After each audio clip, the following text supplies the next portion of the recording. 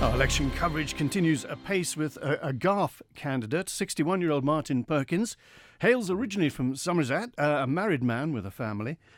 Sailing, swimming and rugby man. He also plays in a folk band. An independent candidate with no previous political experience. Good morning to you. Good morning, John. Thank you for that introduction. Yeah, you are a precision engineer with an aerospace company. Absolutely, yes. And you say you want to be an agent for teamwork and change and not a yes man or a sideline moaner. Have you been in the past a sideline moaner? Do you sit there saying things could be different? I've never been a sideline moaner, John. I've always got my sleeves rolled up and got stuck in.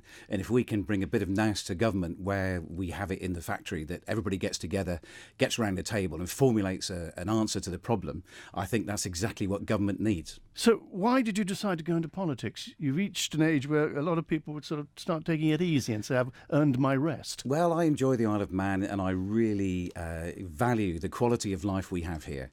And I think that the skills I can bring to the next government, hopefully, will pick the place up a bit. Let's smile a bit. Let's get engaged. Let's get the Isle of Man in the outside world. We have to think globally.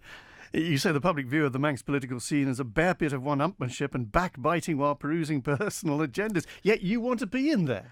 Well, I was probably in a bad mood when I wrote that, John, but I think we've got to change, and the politicians have got to set a good example to the general public, and we've got to pull everybody up by their bootstraps. When you're on a downward spiral, it's very easy to sit in the corner and knock everything. We've got to get the general public behind the Isle of Man, go out there, sell the Isle of Man, use all our contacts and put the Isle of Man back on its feet. Interestingly, looking at what you say that should be done, you focus a lot on the south of the constituency, around Onchan and even Port Jack, and bus services around that area. In fact, Onchan was the top of your list. And that's only just a recent addition to the constituency. Why do you think that's important? Well, there are a lot of people in Onchan that we must look after, and one of their concerns is... So it's practical. You're after votes, are you? Well, you have to. If you're going to get in to make a difference, you've got to. And people in Laxey either know me or hate me, so they're either going to vote for me or they're going to vote against me.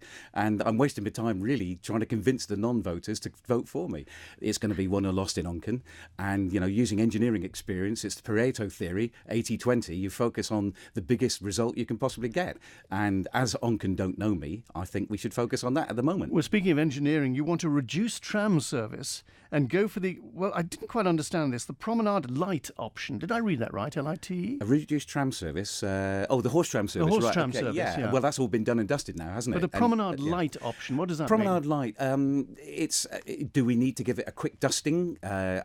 Having sort of looked into it a bit more carefully, I don't think we can, because there's pretty inherent problems with Victorian sewers and the cellars of the hotels coming out under the prom.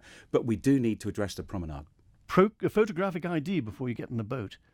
It's all down to security. We're not got enough in security, you think? Well, if you read Gary Roberts' police report, towards the end, and I can't remember what page it is, but towards the end, that's one of the things that he feels that the tools we should give him in his arsenal against the travelling criminals. We don't open our front door to anybody at home. Why should the Isle of Man open a front door to criminals, possible drug pushers? if your teenage son or daughter was involved with drugs, you would wish the police had every opportunity to But is there a danger of giving the police too much power, too much authority over the individual? The do-gooders say that, but if you had your house burgled and, we show our ID on the plane all the time, don't we? And we do not bat an eyelid. And it's just an addition to that. I do know there's a protocol with Europe. Now, once we come out of Europe, we can have a good look at this. There is also a memorandum of understanding. But if the Isle of Man is a small government and it had the gumption to say we're going to mandate the fact that we show ID on the boat, what are the other people going to do to us? Tit for tat? They're not going to invoke international sanctions, are they? Can I just quickly quote on pensions? You say we must all take the nasty medicine together and share the pain. So pain to come. Pain is to come, isn't it, I think? And as long as we all take the medicine together, people will understand that.